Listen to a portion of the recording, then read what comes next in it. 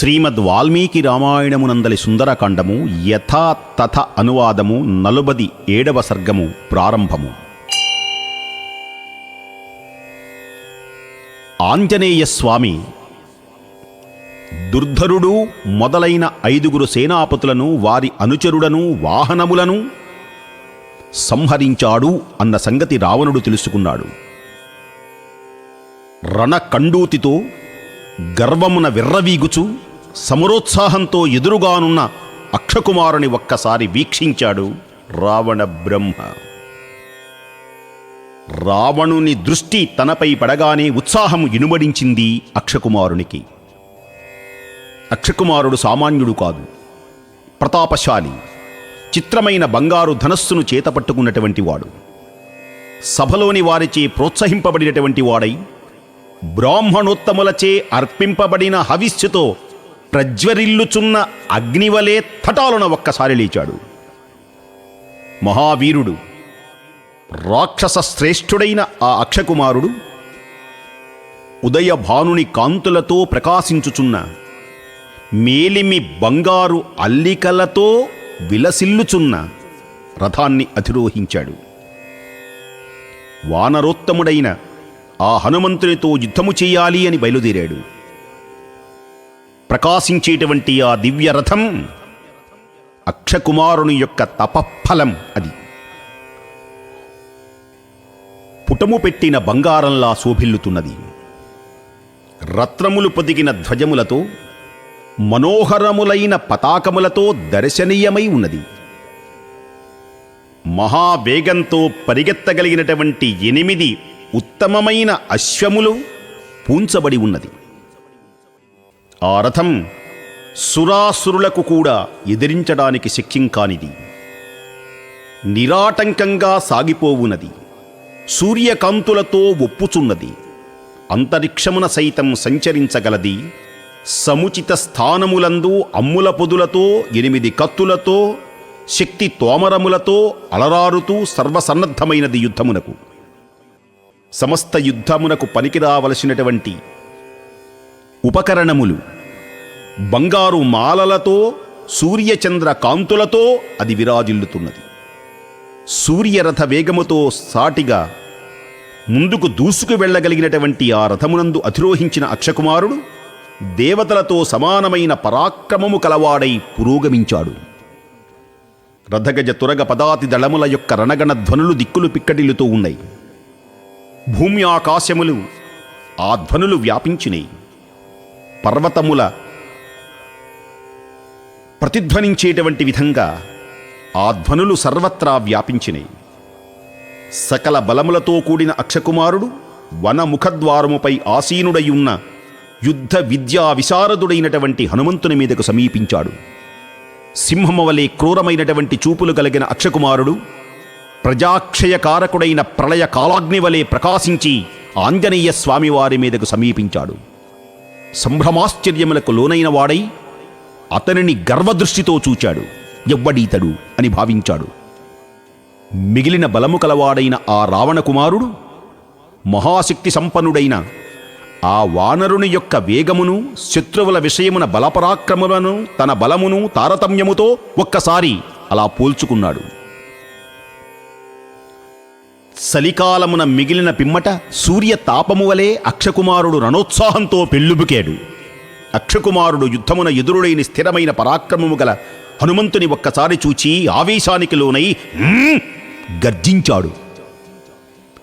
యుద్ధమున స్థిరముగా నిలిచిన వాడై ఏకాగ్రచిత్తంతో అక్షకుమారుడు వాడి అయిన 3 బాణములను ప్రయోగించి కపివరుని యుద్ధమునకు కవ్వించాడు. శత్రువు ప్రయోగించిన బాణములను హనుమంతులకు ఏ విధమైనటువంటి శ్రమ కలిగించలేదు. శత్రువులను అవలీలగా ఓడించగలను అన్న ధీమా ఆంజనేయ స్వామి వారికి ఉన్నది. ఓహో, నన్ను జయించగలడు అనేటువంటి ధీమా అక్షకుమారునికి కూడా ఉన్నదేమో అని ఆంజనేయ స్వామి వారు భావించారు. పిమ్మట అతని బాణములను ధనస్సును చేతబట్టుకుని తొణకనటువంటి మనస్సుతో యుద్ధ సన్నద్ధుడై ఒక్కసారి ఎదురు చూస్తున్నారు. బంగారు పతకములతో భుజకీర్తులతో మనోహరమైన కుండలములతో శోభిల్లుతూ తీవ్రమైన పరాక్రమముతో అక్షకుమారుడు హనుమంతుని చేరాడు. యుద్ధ సందర్భంగా ఉభయుల యొక్క సమాగమం సాటిలేనిగా ఉన్నది. ఈ యుద్ధమును చూడవలెనని సురాసురులు గగనమార్గంలో నిలబడి చూస్తున్నారు. సంభ్రమాశ్చర్యాలతో చూస్తున్నారు.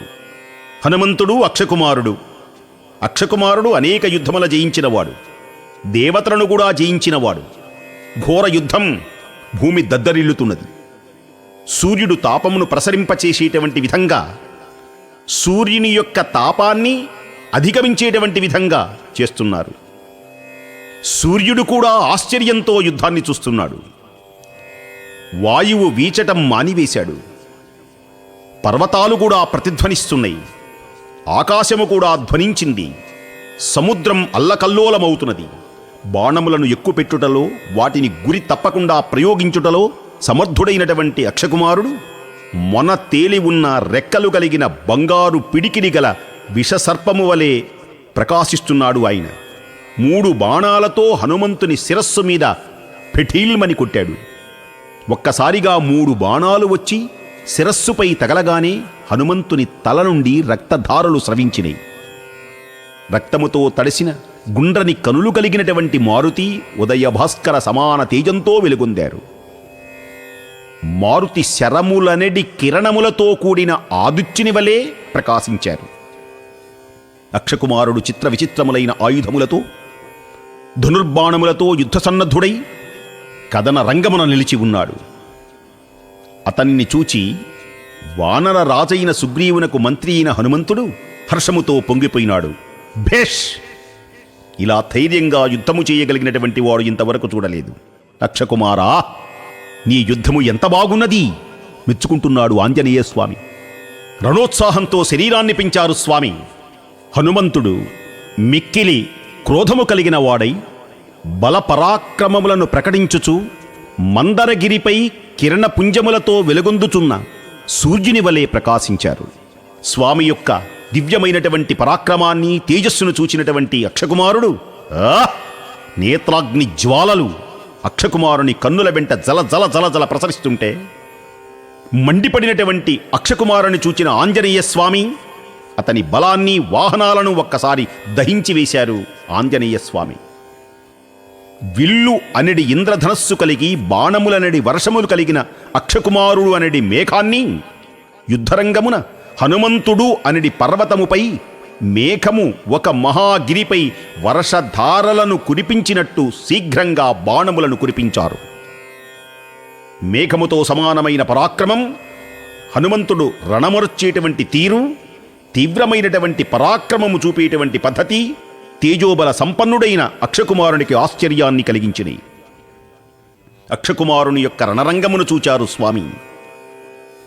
యుద్ధాన్ని చూచారు స్వామి. ఆ ఉత్సాహాన్ని చూశారు స్వామి. ఓ అక్షకుమారా, అక్షకుమారా అని ఒక్కసారి గర్జించి హర్షాతిరేకంతో ఒక మహాధ్వని చేశారు స్వామివారు. స్వామివారు మెచ్చుకుంటూ ఉన్నది అతన్ని చంపాలి అని ఇంకా కోరిక కలగల. చిన్నవాడు గదా, రావణుని కుమారుడు గదా, అసలు ఎలా చేస్తాడా కాసేపు చూద్దామని కావాలి అనే ఆంజనేయ స్వామి అక్షకుమారుని యొక్క యుద్ధాన్ని చూస్తున్నారు.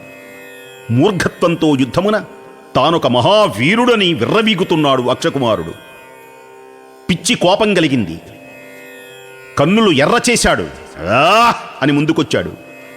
గడ్డిచే కప్పబడిన మహాకూపమున ఒక ఏనుగు దభీల్న ఎలా పడిపోతుందో ఆ విధముగానే ఆంజనేయ స్వామి వారి యొక్క తెలివితేటల ముందు ఏనుగు అనే అక్షకుమారుడు తాను కూలిపోతున్నాడు అన్న సంగతి గ్రహించలేకపోయినాడు. అక్షకుమారుని బాణములు వేగముగా వచ్చినాయి, తన మీద పడుతున్నాయి. మారుతి విజృంభించారు. మేఘము వలె గర్జించారు. భుజములను, తొడలను ఒక్కసారి చరిచారు. భయంకరమైన ఆరావం చేశారు. ఆకాశానికి ఒక్కసారి ఎగిరాడు స్వామి.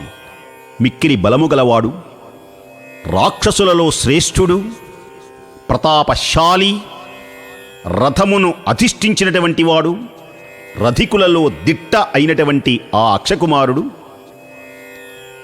మేఘం పర్వతంపై వడగళ్ళు వర్షించినట్లు ఆకాశానికి ఎగురుతున్న హనుమంతునిపై శరపరంపరలను కురిపించాడు. మనోవేగవంతుడు ఆంజనేయస్వామి. యుద్ధమున తీవ్రముగా పరాక్రమించేటువంటి వాడు ఆంజనేయస్వామి. మహావీరుడు ఆంజనేయస్వామి. బాణముల మధ్య వాయువు వలె అతి లాఘవముతో బాణానికి మధ్యలో గిరగిర తిరుగుతూ మహావేగంగా ఆ బాణాలు తనపై తగలకుండా మహానుభావుడు ఆకాశ మార్గాన సంచరిస్తున్నారు. విల్లు ఎక్కిపెట్టి రణోన్ముఖుడై వివిధములైనటువంటి వాడి అయిన బాణములతో ఆకాశాన్ని కప్పివేస్తూ అక్షకుమారుడు హనుమంతుని ఇంతటి పరాక్రమము కలిగినటువంటి ఈ బాలుని ఎలా వధించేది అని స్వామివారు ఆలోచిస్తున్నారు. క్షణకాలం సానుభూతిని ప్రకటించారు. కానీ అక్షకుమారుడు విజృంభిస్తున్నాడు. అగ్ని కణము జాలి కూడదు, అగ్ని కణమని జాలి కూడదని రగులక మునుపే ఆర్పుట మేలని భావించారు. గొప్ప వీరుడైన అక్షకుమారుని బాణములకు మహాభుజ బలము కలిగిన కపివరుడు ఆశ్చర్యచకుతుడవుతూ ఉంటే అక్షకుమారుని బాణాలు ఆంజనేయుని వక్షస్థలానికి తాకినాయి. గాయపడ్డాడు స్వామి. సమయస్ఫూర్తితో కర్తవ్యము నిశ్చయించుకున్నారు. గట్టిగా అరచారు. రాక్షస యోధుని యుద్ధ పటిమను గూర్చి ఒక్కసారి ఆలోచిస్తూ ఉన్నారు. బాలభానునిలా తేజరిల్లుతూ ఈ యక్షకుమారుడు ఆరితేరిన యువకుని వలె యుద్ధం చేస్తున్నాడు. యుద్ధ విద్యలో నేర్పరి. భేష్! హాహా! ఇతనిని చంపాలి అని నా మనస్సు ఇంకా అంగీకరించటలేదనుకున్నారు స్వామి. ఆంజనేయ స్వామి వారిలో దీని పేరే ఉదాత్త లక్షణం అంటారు. మహావీరుడు శత్రువైనా గొప్పవాడైతే ఆంజనేయ స్వామి వారు మెచ్చుకుంటారు. మిక్కిలి బుద్ధిశాలి మహావీరుడు, ఏకాగ్ర మనస్కుడు, యుద్ధ శ్రమలను తట్టుకొనగలిగినటువంటి వాడు, కార్య సామర్థ్యము కలిగినటువంటి వాడు.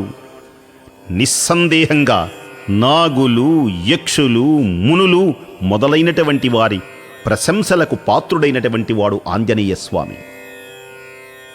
ఈతని మనస్సు పరాక్రమ ఉత్సాహములతో ఉరకలు వేస్తోంది.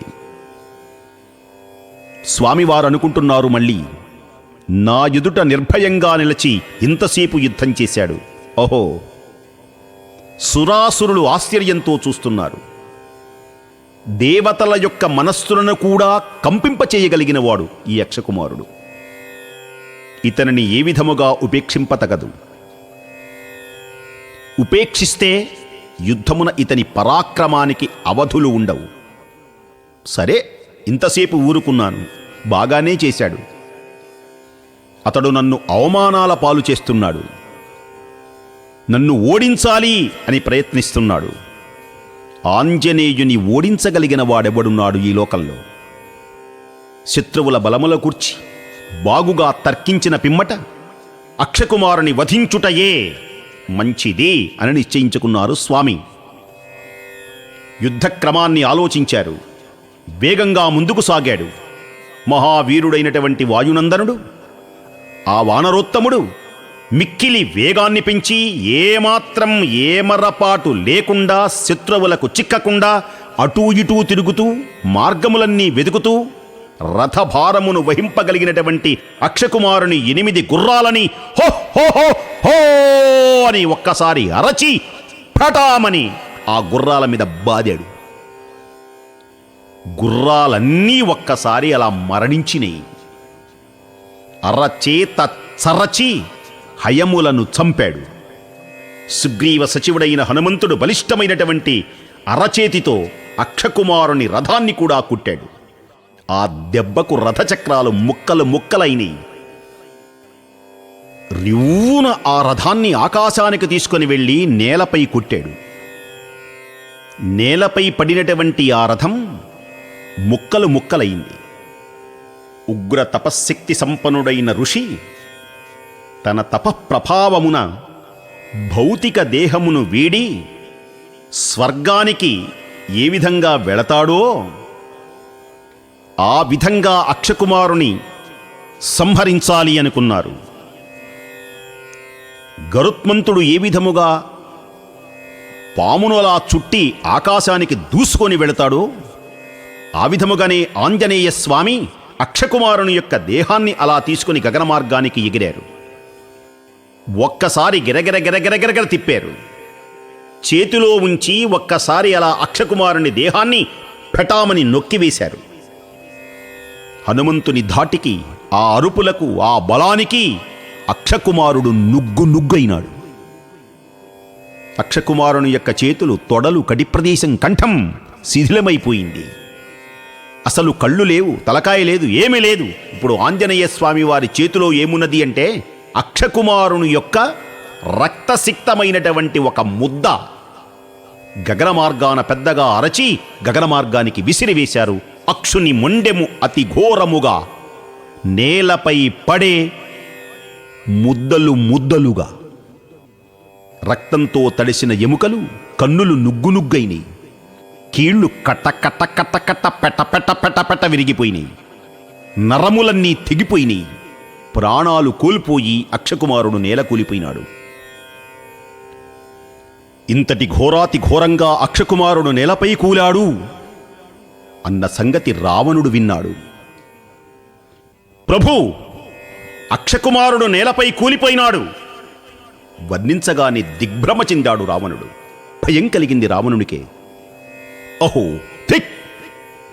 అక్షకుమారుడు కూలిపోవుటయా? హనుమంతుడు అక్షకుమారుని హతమారుస్తున్నప్పుడు జ్యోతిశ్చక్రం ఒక్కసారి ఆనందించింది. వ్రత నియమములను పాటించేటువంటి మహర్షులు పులకితులైనారు. యక్షులు, నాగులు, ఇతర ప్రాణులు, ఇంద్రుడు మొదలైన దేవతలు మిక్కిలి విస్మయంతో వీక్షించారు. ఎర్రబారిన కన్నులు కలవాడైన మహావీరుడైన హనుమంతుడు ఇంద్రుని కుమారుడైన జయంతుని వలె ప్రకాశించారు. అక్షకుమారుని పరిమార్చిన పిమ్మట తోరణ స్తంభముపై నిలిచి ఒక్కసారి ఎగిరి ప్రళయకాలమున జీవుల ప్రాణములు తీసుకుని వెళ్ళడానికి నిరీక్షించేటువంటి మృత్యు దేవత ఎలా ఉంటుందో, ఇంకా ఎవరున్నారు రాక్షసులని ప్రతి యోధులైన రాక్షసుల కొరకై ఆంజనేయ స్వామివారు ఎదురు చూస్తున్నారు. ఇది శ్రీమద్ వాల్మీకి రామాయణమునందలి సుందరకాండము యథాతథ అనువాదము 47వ సర్గము సమాప్తము.